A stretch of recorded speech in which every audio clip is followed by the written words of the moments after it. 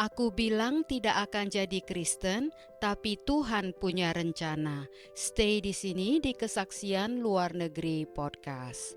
Aku dibesarkan dalam keluarga beragama Buddha. Kedua orang tuaku berasal dari Thailand, tapi aku dibesarkan di Amerika Serikat.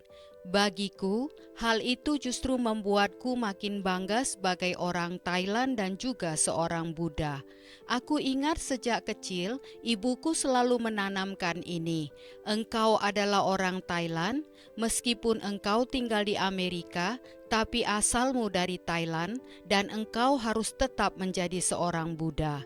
Aku masih ingat betul kata-katanya, karena dia tahu suatu saat aku akan bertemu dengan orang-orang yang berbeda agama dan memiliki pandangan yang berbeda. Karena itu dia selalu berkata, engkau orang Thailand, engkau Buddha. Jadi aku pegang teguh hal itu dan menjadikannya sumber kebanggaan. Aku bahkan memakai kalung Buddha dan itu jadi bagian dari identitasku. Orang Thailand, sekitar 95% dari mereka menganut agama Buddha, 4% Muslim, dan kurang dari 1% Kristen. Jadi secara budaya, sangat sulit memisahkan identitas sebagai orang Thailand dari agama Buddha. Keduanya hampir menyatu. Aku tumbuh dengan pola pikir itu di sini di Washington DC. Dan di sini ada sebuah kuil Buddha Thailand yang besar. Kuil itu bukan cuma tempat ibadah, tapi juga jadi pusat kebudayaan bagi komunitas Thailand. Saat mereka datang ke Amerika, secara alami mereka akan mencari di mana komunitas Thailand berkumpul. Dan biasanya tempat itu adalah kuil Buddha. Tempat itu jadi pusat spiritual sekaligus budaya. Aku ingat aku ikut sekolah yang diadakan setiap hari Minggu di kuil itu untuk belajar bahasa Thailand dan ajaran Buddha. Waktu musim panas, mereka mengadakan summer camp. Teman-temanku dari komunitas Thailand dan aku akan mengikuti summer camp itu dan kami mengikuti ritual Buddha di pagi hari, lalu belajar bahasa Thailand di kelas. Jadi ajaran Buddha memang menyatu dalam kegiatan summer camp itu, dan ini terjadi hampir setiap musim panas. Ajaran Buddha sangat melekat dalam hidupku sejak kecil. Itu menjadi bagian dari identitasku. Di rumah, kami punya altar Buddha, dan kami biasa berdoa di sana. Tapi segalanya mulai berubah saat aku berusia sekitar 12 atau 13 tahun. Adikku yang 2 tahun lebih muda dariku dan aku mulai mengalami kejadian-kejadian supranatural di rumah.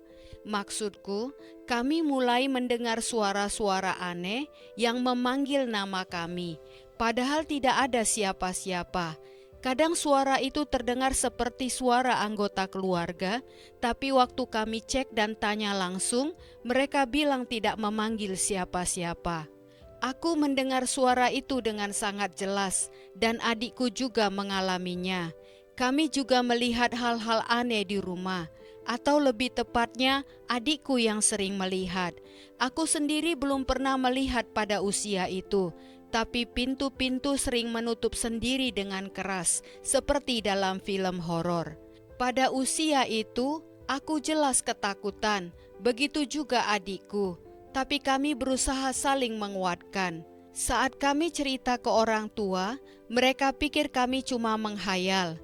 Mungkin karena kebanyakan makan permen atau nonton hal yang menakutkan. Jadi kami hanya sedang berimajinasi saja menurut mereka. Tapi kami tahu betul ada sesuatu yang sungguh-sungguh sedang terjadi. Aku dan adikku terus saling menghibur. Tapi aku mulai mempertanyakan apa yang sebenarnya sedang terjadi. Ada dunia fisik yang bisa aku lihat, tapi juga ada sesuatu yang tak terlihat. Kita menyebutnya dunia supranatural. Aku mulai mencari jawabannya dalam ajaran Buddha. Aku jadi lebih serius mempelajari Buddha dibandingkan teman-temanku di kuil, karena aku sedang mencari jawaban. Dalam budaya Thailand, setiap laki-laki diharapkan menjadi biksu Buddha setidaknya sekali seumur hidup.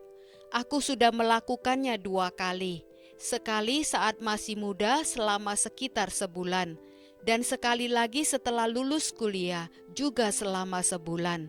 Di luar itu, aku juga punya mentor spiritual, seorang biksu di kuil yang sering kutanya-tanya soal hal-hal spiritual.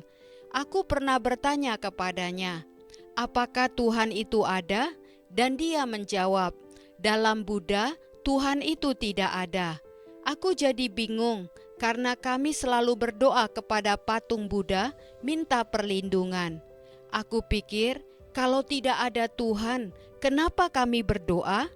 Mungkin Buddha hanyalah seorang guru yang hebat yang punya kekuatan spiritual, tapi dia bukan Tuhan. Aku mencoba memahami semuanya ini dan malah makin tenggelam dalam praktek Buddha. Aku rajin bermeditasi, bertanya pada biksu, dan berdoa minta perlindungan karena semua kejadian aneh dalam hidupku. Semua pengalaman supranatural itu tidak berhenti, bahkan saat aku remaja dan seterusnya. Malah ada masa-masa di mana semua itu jadi lebih intens. Salah satunya, aku sering mengalami kelumpuhan tidur. Itu sudah terjadi sejak aku kecil. Saat mengalami kelumpuhan tidur, aku sadar sepenuhnya, tapi tubuhku tidak bisa digerakkan sama sekali. Rasanya seperti terjebak, tapi pikiranku tetap terjaga. Aku merasa panik, bertanya dalam hati, kenapa aku tidak bisa bergerak? Tapi karena terlalu sering terjadi, lama-lama aku cuma berpikir, oh ini lagi. Aku pernah dengar kabar bahwa kelumpuhan tidur bisa terjadi karena alasan spiritual. Katanya ada roh yang duduk di atas tubuhmu dan membuatmu tidak bisa bergerak. Tapi ada juga yang bilang itu masalah psikologis. Aku sendiri tidak tahu pasti, tapi dengan semua pengalaman lain yang terjadi dalam hidupku, aku jadi yakin ini pasti sesuatu yang supranatural. Itulah realita yang aku alami saat bertumbuh besar. Aku sama sekali tidak tahu mengenai kekristenan sampai aku masuk masa kuliah. Saat jadi mahasiswa, aku mulai berteman dengan orang-orang Kristen. Mereka pergi ke gereja dan mengasihi Yesus. Aku sering berinteraksi dengan mereka, tapi juga sering terlibat debat santai dengan mereka. Aku ini orangnya keras kepala. Setiap kali mereka bicara soal Yesus, aku balas bicara soal Buddha. Aku bilang, Buddha lebih baik.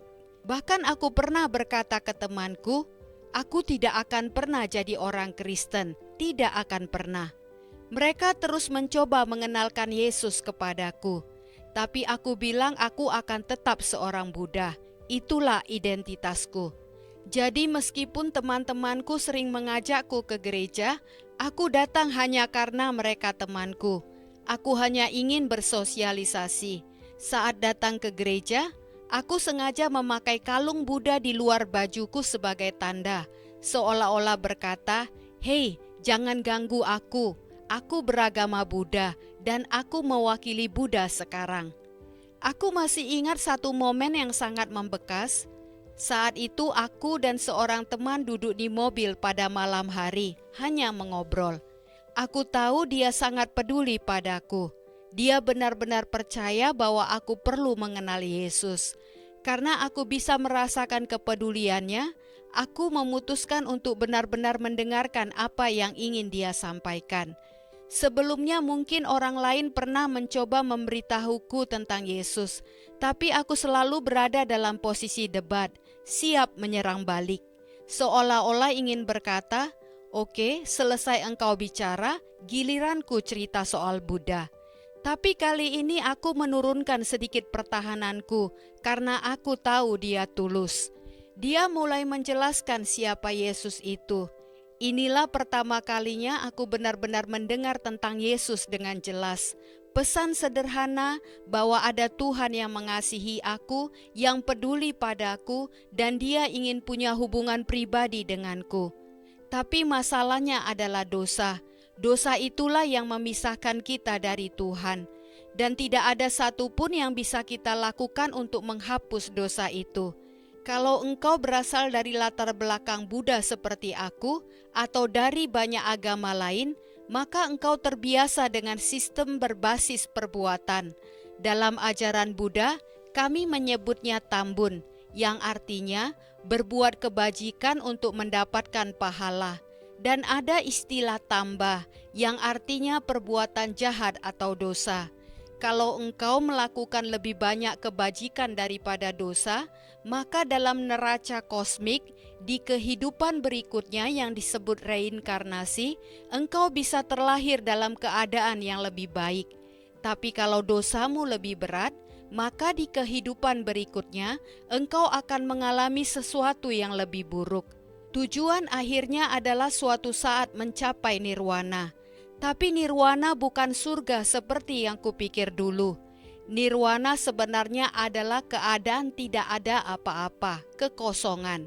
Kehidupan dipandang sebagai penderitaan, dan engkau akan terus dilahirkan kembali dalam siklus yang penuh penderitaan ini.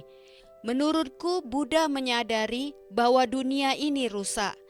Tapi solusi yang ditawarkan adalah melarikan diri, agar suatu hari engkau tidak perlu dilahirkan kembali ke dalam siklus penderitaan. Engkau lenyap ke dalam nirwana, ke dalam kekosongan. Engkau tidak lagi terikat dengan dunia ini. Untuk bisa mencapai hal itu, engkau harus jadi biksu, menjalani hidup dengan memakai jubah oranye, mencukur rambut, dan melepaskan semua keterikatan duniawi. Karena kalau engkau tidak melekat pada apa-apa, maka engkau tidak akan menderita saat hal-hal itu diambil darimu. Itulah tujuan akhirnya. Tapi bagiku, hidup dalam realitas seperti itu terasa tidak ada harapan. Lalu di mana harapanku untuk hidup di dunia sekarang? Jadi konsep ini menyatakan tidak ada yang dapat kita lakukan untuk menyelamatkan hidup kita. Disinilah kekristenan berbicara. Memang benar kita tidak bisa menyelamatkan diri sendiri, tapi kabar baiknya adalah Yesus. Karena Tuhan begitu mengasihi kita dan rindu punya hubungan pribadi dengan kita, Dia mengutus anak tunggalnya datang ke dunia. Yesus hidup tanpa dosa, satu-satunya manusia yang pernah hidup tanpa dosa. Dan Dia menanggung dosa kita di atas salib, membayar lunas semuanya. Lalu Dia bangkit dari kematian supaya kita bisa diampuni. Dan yang perlu kita lakukan hanyalah percaya dan menaruh iman kepadanya. Waktu itu aku masih belum siap. Ada satu ayat yang mengatakan bahwa Yesus berdiri di pintu dan mengetuk. Kalau ada yang membuka pintu, Dia akan masuk dan makan bersama kita.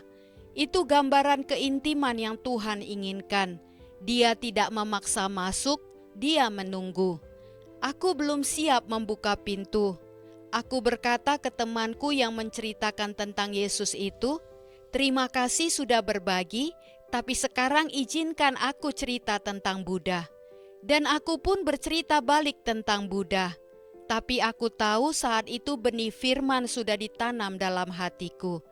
Aku juga tahu banyak teman Kristenku saat itu mendoakan aku supaya aku mengenal Tuhan. Tapi hatiku belum siap. Saat itu belum waktunya. Pada saat yang sama, aku masih terus bergumul dengan hal-hal supranatural. Aku mulai mengalami pikiran-pikiran mengganggu yang aneh. Maksudku pikiran seperti sesuatu yang buruk akan terjadi padamu atau pada orang yang engkau kasihi. Dan itu membuatku cemas. Aku merasa harus mengganti pikiran negatif itu dengan pikiran positif, seperti berkata, "Tidak, itu tidak akan terjadi." Semua ini mulai muncul di akhir masa SMA, tapi semakin parah saat kuliah. Aku sudah mendengar tentang Yesus, tapi aku masih berhadapan dengan hal-hal supranatural dan pikiran-pikiran intrusif. Contohnya begini, sesuatu yang buruk akan terjadi pada ibumu dan ayahmu kecuali engkau melakukan hal ini atau hal itu. Dan kadang yang harus dilakukan itu konyol. Karena aku mengasihi keluargaku, meskipun aku tahu itu tidak rasional, aku tetap melakukannya. karena aku berpikir, kalaupun ada kemungkinan 1% itu bisa terjadi, aku tidak mau ambil resiko. Misalnya ada pikiran seperti ini, sesuatu yang buruk akan terjadi pada ibumu, kecuali engkau pergi ke koridor asrama dan berteriak sekeras mungkin. Aku orangnya pemalu, aku tidak suka menarik perhatian, tapi karena rasa takut, aku benar-benar melakukannya. Aku pergi ke tengah koridor dan berteriak sekeras-kerasnya, lalu cepat-cepat kembali ke kamar. Setelah itu aku merasa lega, kecemasan seolah-olah hilang. Aku merasa, oke, aku sudah menuruti suara itu. Mungkin ibu dan ayahku akan selamat sekarang. Siklus itu terus berlanjut dan aku makin terpuruk dalam depresi. Aku akhirnya bicara ke konselor sekolah, menceritakan gejala-gejala depresiku, termasuk pikiran-pikiran intrusif yang tidak bisa kuhentikan. Mereka bilang, kami akan memberimu rujukan untuk pergi menemui terapis atau psikiater di luar sekolah. Jadi aku pergi menemui seorang terapis dan dia mendiagnosis bahwa aku menderita depresi berat dan OCD, gangguan obsesif kompulsif, yang artinya aku punya pikiran obsesif dan memiliki dorongan kuat untuk melakukan sesuatu agar hal buruk tidak terjadi. Kadang OCD itu bisa terlihat seperti mencuci tangan berulang kali atau menyentuh benda berkali-kali. Tapi dalam kasusku, semuanya terjadi di dalam pikiranku. Kalau aku tidak melakukan sesuatu, maka sesuatu yang buruk akan terjadi. Jadi aku akan menuruti saja, dan kalau aku tidak melakukannya, rasa cemas itu akan semakin menjadi-jadi, semakin parah. Saat itu aku tidak menghubungkannya dengan hal-hal spiritual. Aku hanya mencari bantuan secara medis. Mereka mulai memberiku berbagai obat. Di masa terparah, aku harus minum sampai 12 pil sehari. Tapi yang kurasakan, obat-obatan itu hanya membuat pikiranku mati rasa. Bayangkan lantai rumahmu berantakan karena ada minuman tumpah dan sampah berserakan. Lalu engkau hanya menutupinya dengan karpet.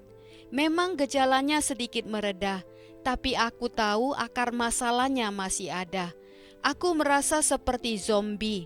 Jadi akhirnya aku berhenti minum pil-pil itu, meskipun aku tetap melanjutkan terapi dan terus mencari bantuan. Sampai akhirnya aku mendatangi kantor seorang terapis yang lain. Di pertemuan pertama, terapis itu berkata, "Ini adalah pusat konseling Kristen. Jadi agar engkau tahu, kami biasanya mengajak bicara tentang iman juga dalam sesi-sesi kami." Aku kaget mendengarnya karena sebelumnya aku tidak tahu tempat ini berbasis Kristen. Namanya tidak menunjukkan itu. Tapi saat itu aku sudah merasa sangat putus asa. Aku pikir, sudahlah, apapun itu tidak masalah. Jadi aku tetap lanjut. Setelah setiap sesi selesai, dia akan bertanya apakah dia boleh mendoakan aku. Aku mengizinkannya. Dan sejak bertemu terapis ini, aku tidak pernah lagi pergi ke terapis lain. Aku juga tidak pernah kembali ke psikiater. Kupikir dia memang sangat baik dalam pekerjaannya. Dan aku tidak pernah benar-benar sadar bahwa mungkin karena dia orang Kristen dan dia mendoakanku, itulah yang membawa perubahan. Gejala-gejala itu memang belum sepenuhnya hilang, tapi sudah jauh lebih baik. Cukup terkendali sampai aku bisa menjalani hidupku lagi dengan normal. Pengalaman supranatural juga belum berhenti. Waktu usiaku 30 tahun, saat itu aku sedang kuliah S2 dan tinggal lagi di rumah orang tuaku demi menghemat biaya. Suatu malam aku sedang belajar. Aku naik ke atas untuk mengambil camilan, lalu turun lagi ke ruang belajar. Dan saat aku kembali ke bawah, aku benar-benar melihat sosok bayangan melintas di cahaya. Aku bisa melihat bentuk kepala, lengan dan kaki yang bergerak melewati cahaya itu. Waktu itu aku langsung berpikir, oh mungkin ayahku ada di kamarku dan sedang mengambil sesuatu. Jadi aku masuk ke kamar, tapi tidak ada siapapun. Aku juga punya kucing, jadi sempat terpikir mungkin kucingku yang berjalan lewat cahaya. Tapi ternyata kucingku juga tidak ada. Aku mulai merasa aneh. Selama ini aku sering mendengar dan merasakan kehadiran sesuatu, tapi belum pernah benar-benar melihatnya. Ini pertama kalinya aku melihat langsung sesuatu yang aneh seperti itu. Aku merasa takut, tapi tidak sampai membuatku berhenti belajar. Aku tetap belajar malam itu. Di kesempatan berikutnya, aku langsung pergi ke kuil untuk bicara dengan mentorku, seorang biksu.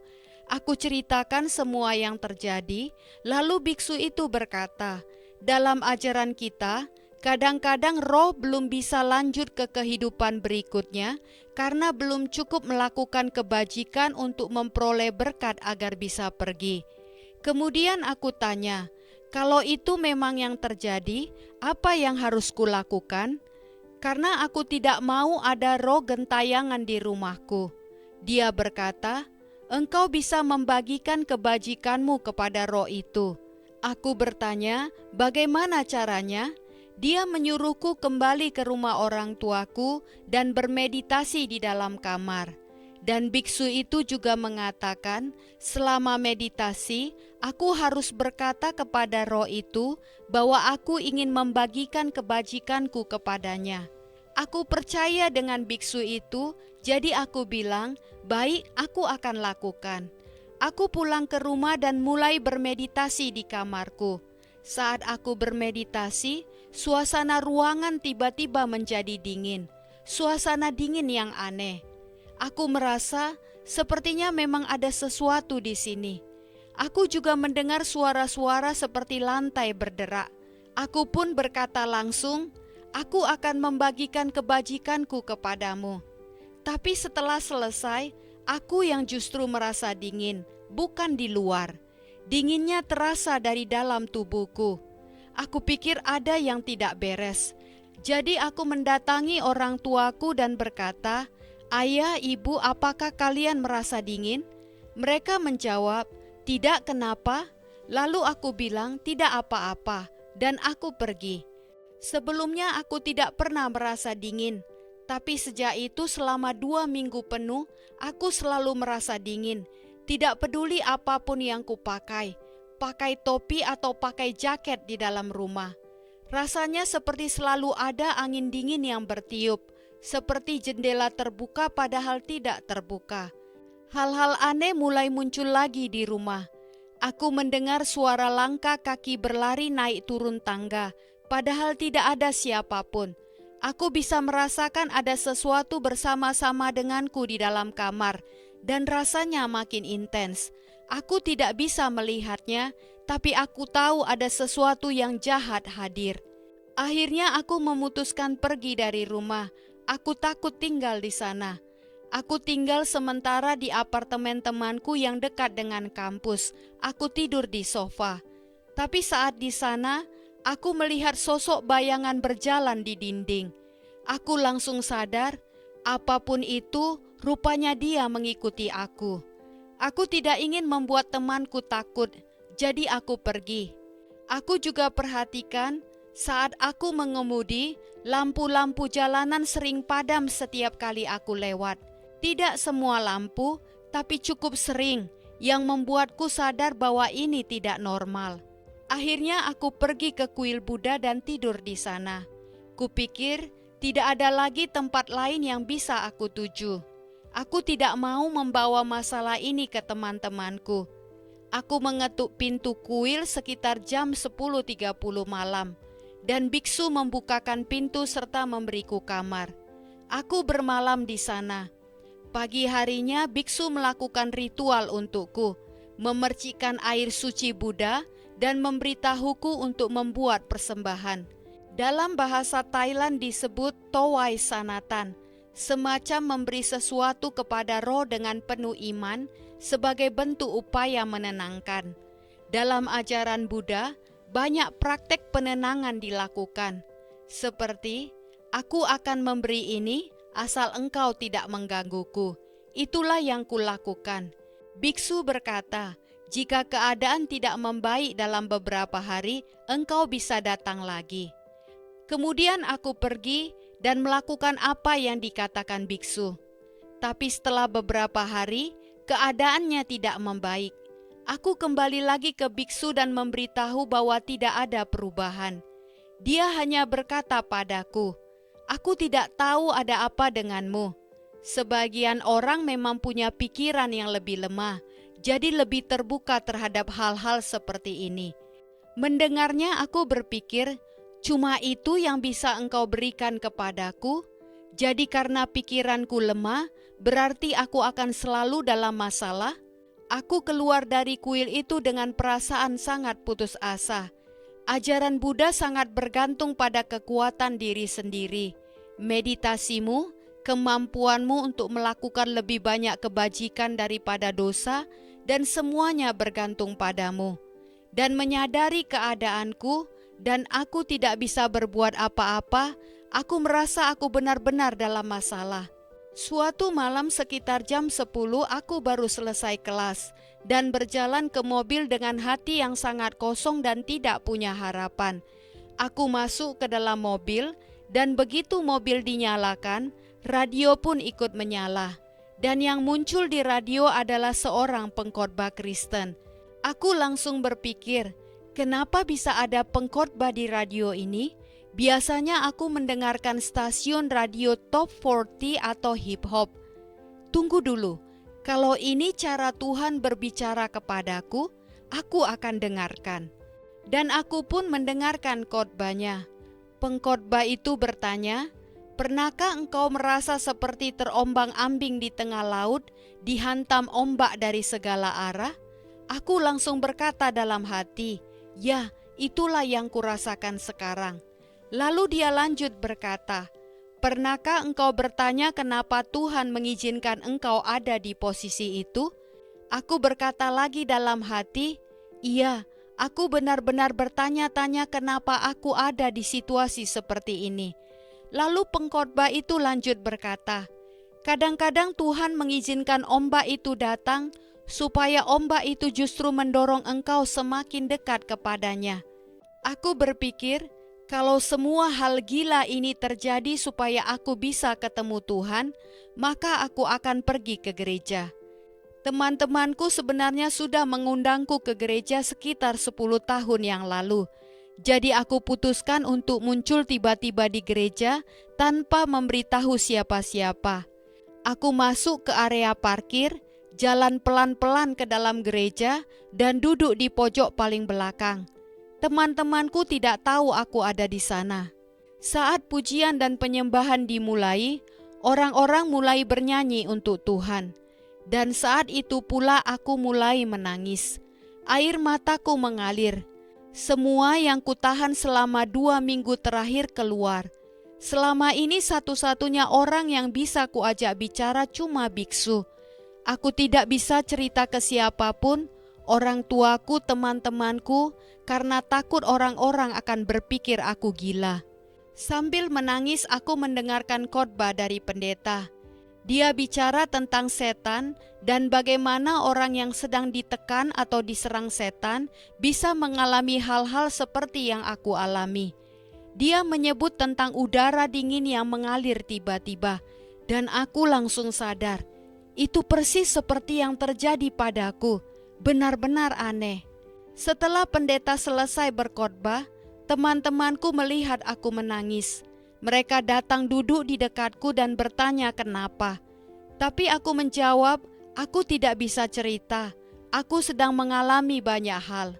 Mereka lalu menawarkan untuk aku didoakan setelah kebaktian selesai. Aku setuju.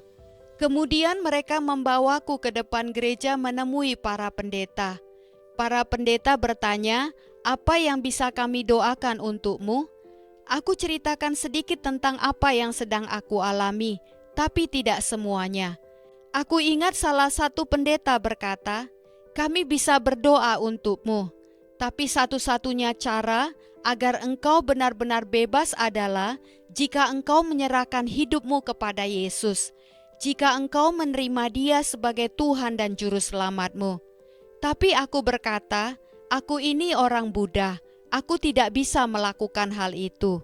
Dan mereka berkata, baiklah, kami akan mendoakan doa berkat untukmu. Aku memang merasa sedikit lebih baik setelahnya. Aku pikir mungkin sekarang sudah tidak ada lagi. Aku pun pulang ke rumah orang tuaku dan tidur di kamar yang sama seperti sebelumnya. Tapi malam itu menjadi malam yang paling buruk. Aku merasa dingin. Aku tidur dengan memakai jaket, pakai topi, pakai sarung tangan, dan pakai selimut. Aku tahu ada sesuatu di dalam kamar itu bersama-sama denganku. Aku merasakan seperti sensasi kesemutan di seluruh kakiku, seolah-olah ada sesuatu yang menyentuhku. Lalu aku ingat saat menatap ke langit-langit yang gelap, aku bisa melihat semacam dua bola mata yang menatap balik ke arahku malam itu. Butuh waktu cukup lama sampai akhirnya aku bisa tertidur. Paginya saat aku bangun, aku berkata dalam hati, aku tidak bisa hidup seperti ini lagi. Hari itu aku berdoa kepada Buddha dan juga kepada Yesus. Karena aku pikir, siapapun yang benar-benar real, tolong bantu aku. Jadi aku berdoa, kalau engkau Buddha yang real, tolong bantu aku. Tapi kalau engkau Yesus, kalau engkau real, dan engkau ingin aku mengikutmu, bisakah engkau menolongku dalam hal orang tuaku?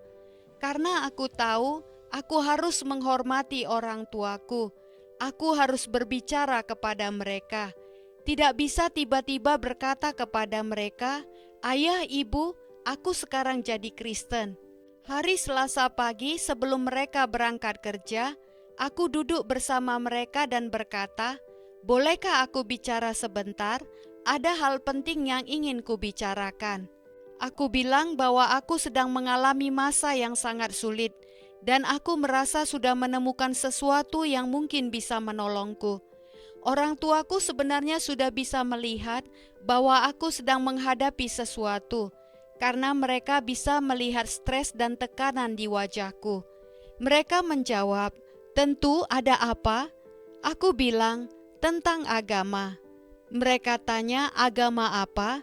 Aku menjawab, Kristen. Mereka diam sebentar, lalu berkata, kalau engkau pikir itu bisa membantumu, tidak apa-apa. Aku sedikit kaget, karena kupikir aku akan mendapat penolakan. Tapi ternyata sangat mudah. Hari Rabu, aku pergi ke rumah pendeta yang berkhotbah hari Minggu itu. Kami berbicara di dapurnya.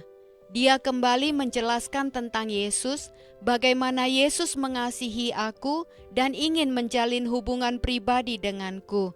Dan pendeta itu bertanya, apakah engkau mau mengikutinya? Aku berkata, ya, aku mau mengikuti Yesus. Saat itu terasa aneh. Sebelum pendeta memimpinku dalam doa, aku mendengar suara geraman yang aneh. Aku pikir, sepertinya ada sesuatu yang tidak senang dengan keputusanku ini. Kemudian pendeta membimbingku untuk berdoa, menerima Yesus sebagai Tuhan dan Juru Selamatku, dan percaya sepenuhnya kepadanya. Aku cuma mengulangi kata-katanya karena aku tidak tahu bagaimana berdoa. Setelah selesai, dia mendoakan aku lagi, dan aku pun pulang, menyetir kembali ke kampus. Di tengah perjalanan aku berpikir, aku rasa sekarang aku orang Kristen. Meski saat itu sepertinya tidak ada yang berubah, aku masih merasa dingin. Sesampainya di perpustakaan untuk belajar, aku sendirian, dan aku merasa ada sensasi aneh seperti aliran listrik di kaki. Aku bingung, apa ini? Aku mencoba menghentikannya, tapi tidak bisa. Aku pikir, apa aku sedang kerasukan roh? Terserah apapun yang terjadi. Aku sudah tidak peduli. Sensasi listrik itu terus mengalir naik ke tubuhku. Dan dimanapun aliran listrik itu lewat, bagian tubuh itu jadi hangat. Contohnya, aliran listrik itu sampai ke lututku, maka seluruh bagian tubuh di bawah lutut terasa hangat. Aku berpikir, wah hangat.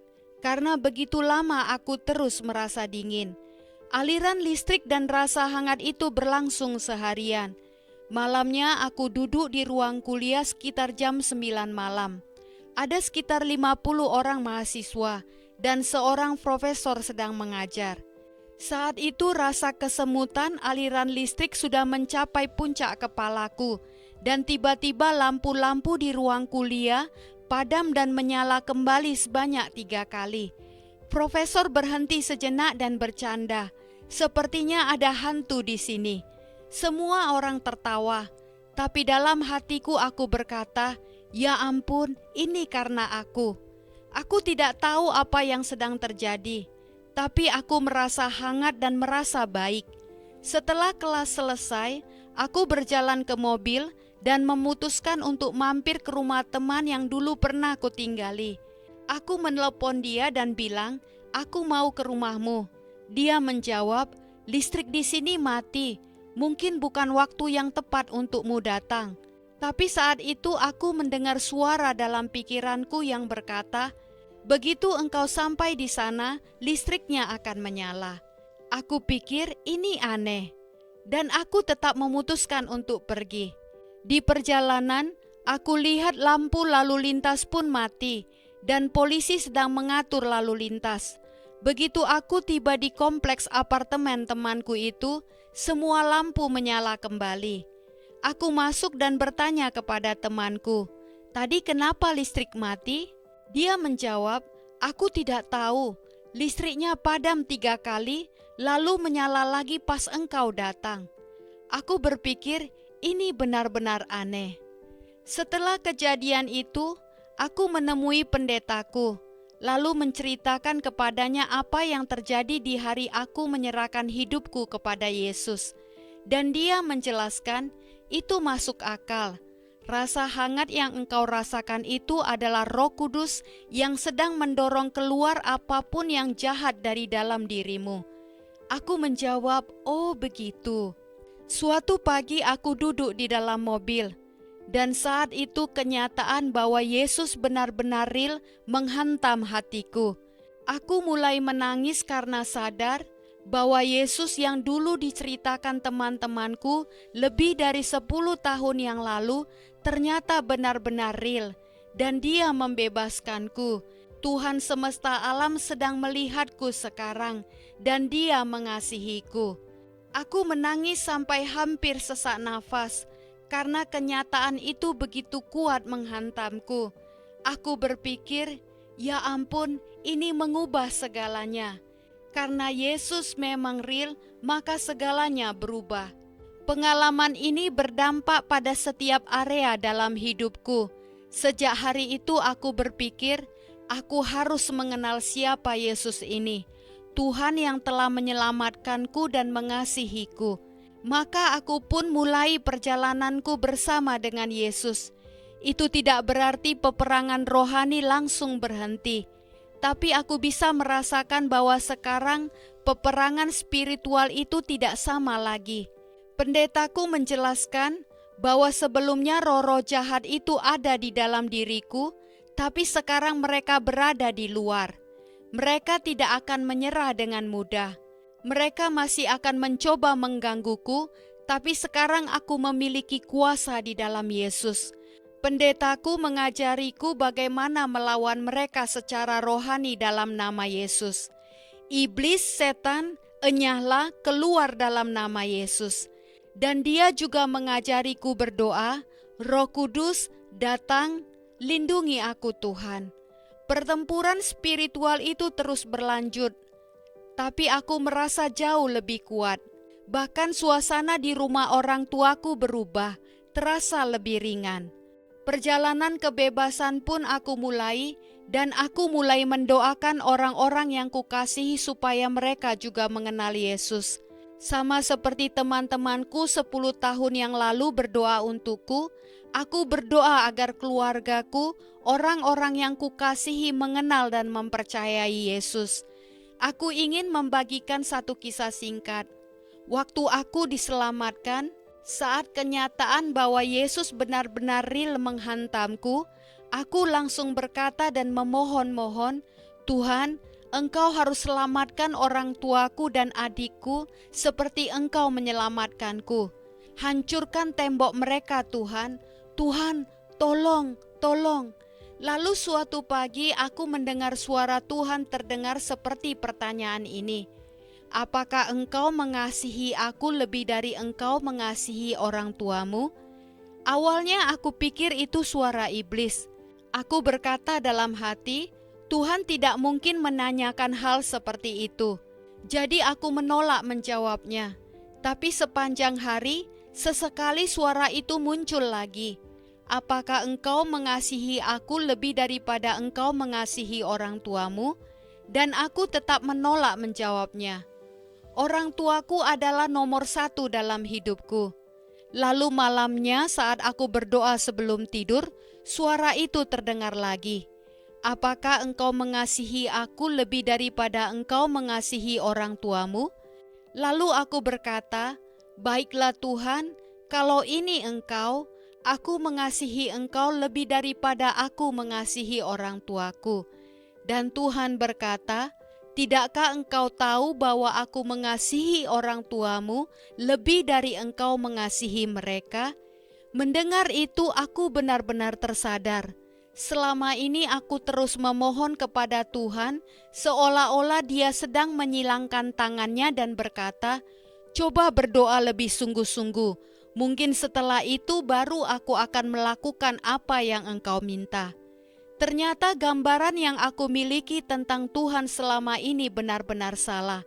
Sekarang aku masih berdoa untuk orang tuaku dan adikku setiap hari, tapi doaku sudah berbeda. Bukan lagi seperti aku menarik-narik Tuhan dengan berkata, tolong, tolong, tapi lebih seperti, Tuhan, Engkau mengasihi mereka, dan aku hanya ikut berdoa bersamamu untuk keselamatan mereka. Berdoa seperti itu sangat menguatkanku. Bahkan ketika aku berdoa untuk orang-orang yang kukasihi yang belum mengenal Tuhan, seperti teman-temanku, bahwa Tuhan mengasihi mereka lebih dari aku mengasihi mereka. Jadi aku hanya ingin menjadi rekannya Tuhan dalam doa. Sudah 15 tahun sejak aku pertama kali mengenal Tuhan, dan perjalanan ini tidak selalu mudah. Ada banyak tantangan, tapi semuanya jauh lebih baik, karena aku tahu Dia selalu bersamaku, melewati semuanya. Aku diselamatkan saat umurku 30 tahun. Awalnya aku sempat merasa sangat menyesal karena merasa sudah membuang banyak waktu. Sementara teman-temanku sudah mengenal Tuhan sejak kecil. Aku berpikir, aku harus mengejar ketinggalanku dalam banyak hal. Aku mulai ikut setiap konferensi yang bisa kudatangi, ikut semua pertemuan doa, ikut kebaktian dari awal sampai akhir, bahkan tetap tinggal meski telah selesai. Aku sangat lapar untuk mengenal Tuhan. Aku menyerap semua yang bisa kupelajari, membaca Alkitab, ikut kelompok studi Alkitab bersama pendetaku. Bahkan aku pernah berdoa, Tuhan, kenapa Engkau menyelamatkanku begitu terlambat? Kenapa bukan saat aku remaja saja? Bukankah itu akan menghindarkan aku dari semua penderitaan di usia 20-an? Tapi Tuhan menjawab di dalam hatiku, aku bisa memakai semuanya. Dan aku mengerti. Sekarang ketika ada orang yang bilang mereka mendengar suara-suara atau sedang diganggu iblis, aku tidak menganggap mereka gila. Karena aku sendiri pernah mengalaminya. Orang yang pergi ke terapis, ke psikiater, minum obat, mereka bukan orang yang aneh. Karena dulu aku juga pernah ada di situ. Dan aku bisa melihat bagaimana Tuhan memakai apa yang dulu musuh tujukan untuk menghancurkanku, justru menjadi alat bagi kemuliaannya. Dalam waktu kira-kira setahun, pendetaku kemudian memintaku melayani kaum muda di gereja. Akhirnya aku mulai terlibat sebagai youth pastor bersama dengan seorang teman yang lain. Sebagai orang Thailand, hatiku memang selalu terpaut untuk orang-orang Thailand, bahkan sebelum aku diselamatkan. Aku dulu sudah bekerja di organisasi nirlaba untuk menolong komunitas Thailand di Amerika dan di Thailand. Tapi sekarang aku sadar, kebutuhan terdalam orang Thailand adalah mengenal Yesus. Aku berpikir, kalau mereka bertanya tentang pertanyaan-pertanyaan yang sulit, bagaimana aku bisa membantu mereka? Jadi aku ingin memperlengkapi diriku, dan aku putuskan untuk masuk seminari mengambil Master of Divinity. Butuh waktu 9 tahun karena aku mengambil kelas paruh waktu, tapi akhirnya aku lulus. Aku ingin diperlengkapi supaya aku bisa melayani orang-orang Thailand. Selain itu, aku tetap melayani di gereja sebagai youth pastor. Sekarang aku melayani sebagai pendeta misi di gereja. Kita semua perlu menguji keyakinan kita. Kita harus tahu apa yang kita percayai dan mengapa kita mempercayainya. Dalam hidup, kita tidak selalu membuat keputusan besar hanya karena kebiasaan atau tradisi. Misalnya, hanya karena ayahku punya restoran, bukan berarti aku juga harus punya restoran, kan? Kita harus berpikir sendiri, mau dibawa kemana hidup ini? Kemampuan kita mau digunakan untuk apa? Jadi ketika kita bicara soal kehidupan kekal, kita tidak bisa sekadar ikut tradisi atau kebiasaan. Seperti, aku orang Thailand, jadi aku seorang Buddha. Kepercayaan orang tuaku adalah kepercayaanku. Kita harus benar-benar memahami apa yang kita yakini dan mengapa sesuatu itu kita yakini. Dalam iman Kristen, kita percaya bahwa kita hanya punya satu kehidupan. Setelah meninggal, roh dan jiwa kita akan terus hidup, dekat dengan Tuhan atau terpisah darinya. Neraka itu bukan cuma soal api dan semacam itu. Neraka adalah keterpisahan kekal dari Tuhan. Sementara reinkarnasi memberikan pemahaman yang salah tentang kehidupan setelah kematian. Seolah-olah kalau gagal di kehidupan ini, kita bisa coba lagi di kehidupan berikutnya. Tapi siapa yang menjamin? Siapa yang tahu kita bakal lahir kembali jadi apa? Tidak ada yang tahu. Jadi reinkarnasi itu konsep yang tidak benar. Hanya ada satu kehidupan. Yang penting adalah menyadari bahwa hidup ini adalah satu-satunya kesempatan kita untuk mengenal Tuhan dan bersatu dengannya untuk selama-lamanya. Puji Tuhan, sampai bertemu di episode berikutnya. Tuhan Yesus selalu memberkati kita semua. Amin.